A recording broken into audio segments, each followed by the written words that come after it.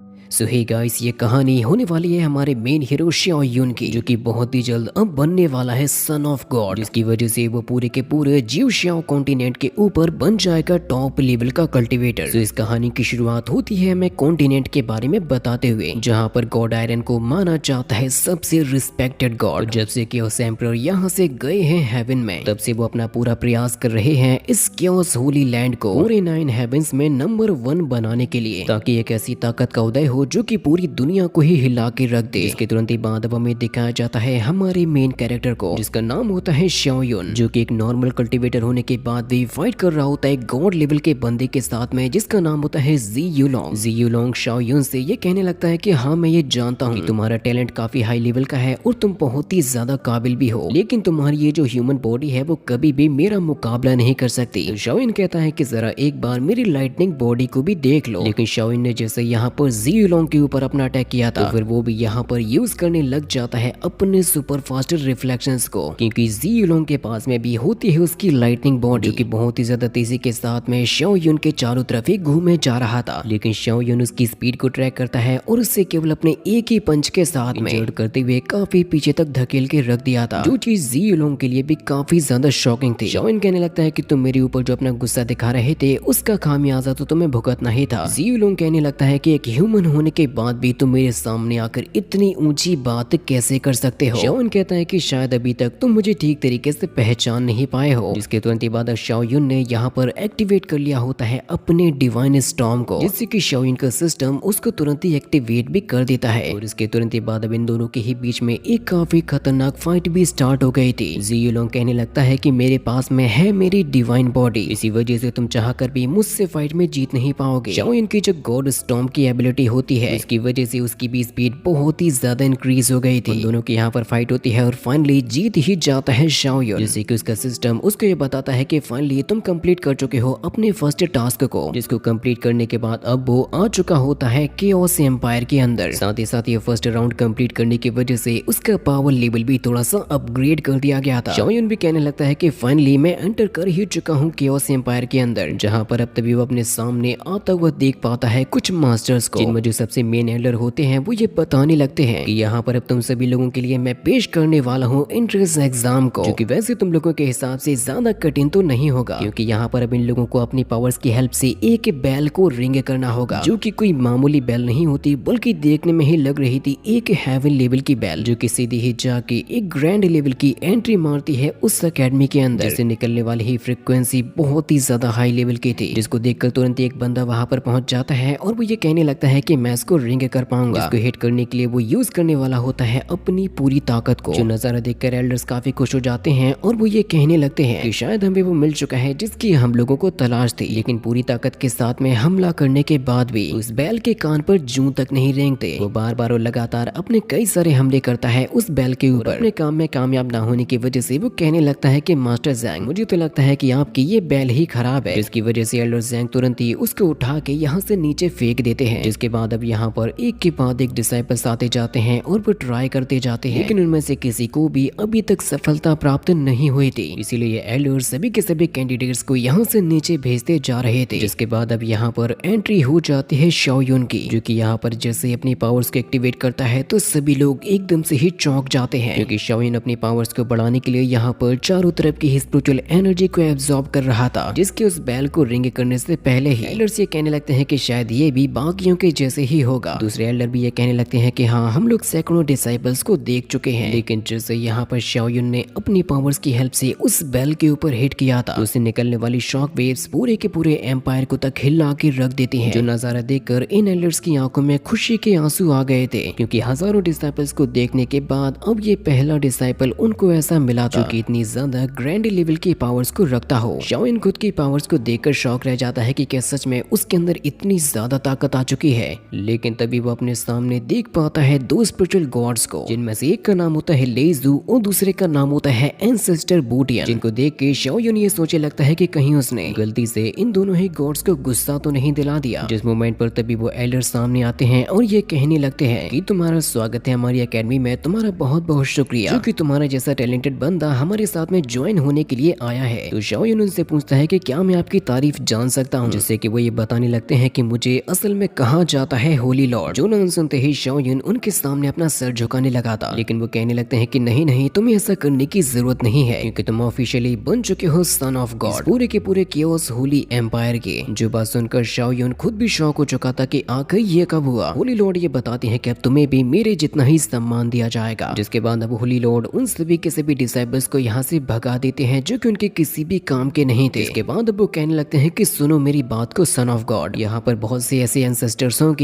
अब जो कि तुम्हें यहाँ से ले जाने के लिए आएंगे अपना डिसाइपल बनाने के लिए। जहाँ पर तभी ले युन जो कि होते हैं थंडर एंसेस्टर, वो ये कहने लगते हैं कि मेरे अंदर ताकत है प्रलय को लाने की। लेकिन तभी दूसरे एंसेस्टर बूट यानी ये कहने लगते हैं कि जरा मेरे एंसेस्टर बॉडी को तो देखो, मेरे पास में है इमोर्टैलिटी जो कि तुम्हें भी मिल सकती है। इसके साथ साथ इस जगह पे और भी काफी सारे एंसेस्टर्स आ गए थे, जिनमें से शाओ युन को कुछ भी समझ में नहीं आ रहा था कि आखिर वो किसको चूज कर ले। लेकिन फिर तभी यहाँ पर एक और मास्टर की एंट्री होती है जो कि ये कहने लगे थे जितने भी एंसेस्टर्स यहाँ पर आए हैं वो सभी के सभी अपने कदमों को पीछे हटा लो, जो कि कोई और नहीं बल्कि होते हैं एक्चुअली में एम्परर टियान। जिसको देखकर एंसेस्टर बूटियन उसे ये कहने लगता है कि तुम यहाँ पर क्या कर रहे हो। तो एम्परर टियान उससे कहने लगते हैं कि मैं तुम्हारे इरादों को बहुत ही अच्छे तरीके से जानता हूँ, तुम किस तरीके से अपने आप को एक सेलेस्टियल गॉड में बदलना चाहते हो। जहाँ पर अब वो लेकर आ चुके होते हैं अपनी भी सुपर नेचुरल बॉडी को। जो चीज देखकर लेजू हंसते हुए ये कहने लगा था, एम्परर तुम हमारे सामने ऐसा कर रहे हो ये तुम्हें शोभा नहीं देता, और तुम बात कर रहे हो कल्टीवेशन को परफेक्शन की लेवल तक ले जाने की। जो सारी की सारी बातें शाओ युन के ऊपर से जा रही थी उसको कुछ भी समझ में नहीं आ रहा था। एम्परर टियान कहने लगते हैं कि देखो इस बच्चे की किस्मत जुड़ी हुई है मेरे साथ में, इसलिए होली लॉर्ड तुम इसको मेरे हवाले कर दो। तो होली लॉर्ड उससे कहने लगते हैं कि एम्परर टियान तुम अपने कदमों को पीछे हटा लो। जिसकी वजह से एम्परर टियान तो जाने लगते हैं, लेकिन फिर तभी शाओ युन सभी के सामने ये कहने लगता है कि अब मैं ये डिसाइड कर चुका हूँ कि मैं कल्टीवेट करूंगा स्ट्रॉन्गेस्ट केओस सूत्र को। जो बात सुनते ही एंसेस्टर लेजू बहुत ही ज्यादा गुस्से में आ चुका था। होली लॉर्ड भी कहते हैं कि तुम्हें कोई भी डिसीजन ध्यान पूर्वक लेना चाहिए। एंसेस्टर बूटियन ये कहने लगता है कि तुमने अपने लिए जिस चीज को डिसाइड किया है उसकी वजह से समय के पूरे 900 ईयर्स बर्बाद हो जाएंगे। जिसकी बात पर हंसते हुए एम्परर टियान ये कहने लगते हैं कि वैसे तो मैं कल्टीवेशन में उतना अच्छा नहीं हूँ, लेकिन मैं उतना कमजोर भी नहीं हूँ। उसकी बात को सुनते हुए वो दोनों ही स्पिरिचुअल एल्डर्स हंसते हुए ये कहने लगे थे, देखो सारी चीजों को छोड़ के सेंट तो कोई भी बन सकता है। जिनकी बातों को सुनते हुए तभी शाओ युन ये कहने लगा था कि मैं तुम लोगों को वो करके दिखाऊंगा जो कि कोई आज तक करके नहीं दिखा पाया। जहाँ पर तभी उसके सामने एक स्क्रीन ओपन होती है जिससे कि उसको ये पता लगता है सन ऑफ गॉड को भी हाल ही में ये मिशन मिला है कि अगर वो अपने सन ऑफ गॉड के पहचान को छोड़ने के लिए तैयार है तो उसको रिवॉर्ड के तौर पर दिए जाएंगे 10 अपॉर्चुनिटीज। एंसेस्टर बूटियन तभी कहने लगता है कि सन ऑफ गॉड अगर तुम वाकई में नहीं बनना चाहते हो एक होली गॉड, तुम्हें पूरे के पूरे केओस होली एम्पायर में हंसी का पात्र माना जाएगा। जिस बात पर शाओ युन ये कहने लगता है कि अच्छा अगर ऐसी बात है मैं अपने सन ऑफ गॉड की आइडेंटिटी को ही गिव अप करने के लिए भी तैयार हूँ। जो बात सुनकर यहाँ पर सभी के सभी लोग एकदम से ही शॉक हो गए थे। होली लॉर्ड भी उसे ये कहते हैं कि तुम्हें भावनाओं में बह के ऐसा नहीं करना चाहिए। तो शाओ युन कहता है कि देखो मैं बनना चाहता हूँ एक केओस एम्परर, तो इसी रास्ते पर चलते हुए मैं दोबारा से बन जाऊंगा सन ऑफ गॉड। ये हेवनली गॉड्स यहाँ से जाते हुए ये कह रहे थे कि अभी तो तुमने ये डिसीजन ले लिया, लेकिन बहुत ही जल्द तुम्हें इसका पछतावा भी होगा, बहुत ही जल्द तुम्हें इसका खामियाजा तो भुगतना ही पड़ेगा। जिसके बाद अब शाओ युन तुरंत ही पहुंच जाता है एम्परर टियान के पास में और ये कहने लगता है कि मास्टर मैं आपका डिसाइपल बनने के लिए तैयार हूँ। एम्परर कहते हैं कि ठीक है आज से 100 सालों तक हम दोनों साथ में ही रहेंगे। जो बात सुनकर शाओ युन काफी खुश होता है और वो ये कहने लगता है क्या मैं आपके साथ में केवल 100 सालों के लिए ही रहने वाला हूँ। तो वह मास्टर ये बताते हैं कि देखो हर एक मास्टर के पास में होते हैं जीने के लिए 1000 साल, जिसमें से 901 सालों को मैं ऑलरेडी जी चुका हूँ। शाओ युन सोचने लगता है कि कहीं सच में उसको आने वाले समय में पछताना ना पड़े। जिसके बाद अब हमें अगले ही सीन में दिखाया जाता है शाओ युन को जो कि केओस के सूत्र को कल्टीवेट करने की कोशिश कर रहा था, जिसको खुद एम्परर टियान को पार करने में पूरे 7 दिन लग गए थे। लेकिन शाओ युन के साथ में ऐसा कुछ भी नहीं होता क्योंकि वो तुरंत ही यहाँ पर क्रॉस कर जाता है अपने फर्स्ट लेवल को। यहाँ तक कि वो सेकंड लेवल के लोटस को भी क्रिएट कर चुका था, जिसके साथ साथ उसके 3, 4, 5, 6, 7 सभी के सभी फ्लोर्स भी एक्टिवेट हो जाते हैं। यहाँ तक कि वो अपने उसी कल्टीवेशन को ही आगे बढ़ाते हुए एनर्जी ट्रेनिंग में एंटर कर जाता है। जिसके बारे में एक मास्टर ये कहने लगते हैं कि तुम्हें ये सब कुछ करने में पूरे 20 साल लग गए थे, लेकिन शाओ युन की जो एबिलिटी होती है पावर्स को बढ़ाने के मामले में वो सच में बहुत ही ज्यादा कमाल की थी। नजारा होली लॉर्ड भी देख रहे थे और वो ये कहने लगते हैं कि ये लड़का तो इतने जल्दी अब क्रॉस करने वाला है अपनी एनर्जी ट्रेनिंग को। ऐसे लड़के को पाने के लिए इस दुनिया का कोई भी मास्टर कुछ भी करने को तैयार हो जाएगा, क्योंकि ये खुद ब खुद ही बहुत ही तेजी के साथ में अपने लेवल्स को ब्रेक थ्रो कर रहा है। लेकिन ऐसा होने की वजह से ये दुनिया भी खतरे में आ सकती है। तभी हम देख पाते हैं एम्परर टियान को जो कि ये कहने लगते हैं कि मुझे तो कुछ भी करने की जरूरत भी नहीं पड़ी। उसने तो अपने आप से ही अपने लेवल्स को ब्रेक थ्रू कर लिया, जिसकी वजह से अब उन्हें ज्यादा चिंता तो करनी ही नहीं पड़ेगी। उनके बगल में जो मास्टर खड़े हुए होते हैं वो ये कहने लगे थे, ये जो हमारे पास में मैजिक मेडिसिन का फर्नेस है, अब तो ये तुम्हारे किसी भी काम का नहीं रहा। जिस मोमेंट पर अब हम लोग देख पाते हैं एक फीमेल कैरेक्टर को, जिसका हमें असल में नाम बताया जाता है लिन शाओया, जो किसी फर्नेस के अंदर ही बैठी हुई थी। मास्टर ये कहने लगते हैं कि देखो अभी तुम्हारा ब्रदर काफी तेजी के साथ में प्रैक्टिस कर रहा है, यहाँ तक कि उसने कल्टीवेशन करने के लिए अभी तक किसी भी मेडिसिन का भी यूज नहीं किया। इस मोमेंट पर तभी हम लोग यहाँ पर शाओयन की बॉडी से बहुत ही ज्यादा पावर्स को निकलता हुआ देख पाते हैं, जो कि पूरी आसमान में एक अलग ही लेवल को दर्शा रहे थे, जिसको देखकर एम्परर टियान ये कहने लगते हैं कि ये लड़का तो पहुंच चुका है एक्सट्रीम बॉडी रिफाइनिंग रियल में, और 9th लेवल को क्रॉस करना वो भी एक ही बार में, ये बहुत ही बड़ी बात होती है। शाओया भी कहने लगती है कि वाकई में सीनियर ब्रदर ने तो कमाल ही कर दिया। तभी एम्परर टियान ये कहने लगते हैं कि बच्चे 9th लेवल में पहुंच पाना ये बहुत ही बड़ी बात होती है, लेकिन बच्चे तुम्हें अचानक से ही अपनी बॉडी को एक्सट्रीम लेवल पे नहीं ले जाना चाहिए। इस बात पर वो सेकंड मास्टर कहने लगते हैं कि हाँ, ऐसा करने की वजह से तुम्हारे मास्टर की बेइज्जती हो जाएगी। तभी फिर मास्टर शाओयन के पास में जाते हैं और उसे ये कहने लगते हैं, देखो तुम अपनी स्पिरिचुअल एनर्जी को तो काफी ज्यादा बढ़ा चुके हो, अब उसी तरीके से तुम्हें अपने फिजिकल पोटेंशियल पर भी ध्यान देना चाहिए, जिसकी वजह से तुम एक नॉर्मल ह्यूमन की लिमिट्स को भी क्रॉस कर जाओगे। तुम्हारी ताकत इस पूरे के पूरे केओस एम्पायर को भी पार कर जाएगी। शाओयन ये पूछने लगता है कि मास्टर, क्या कोई इंसान अपनी पावर्स को केओस एम्पायर के बाहर तक भी ले जा सकता है?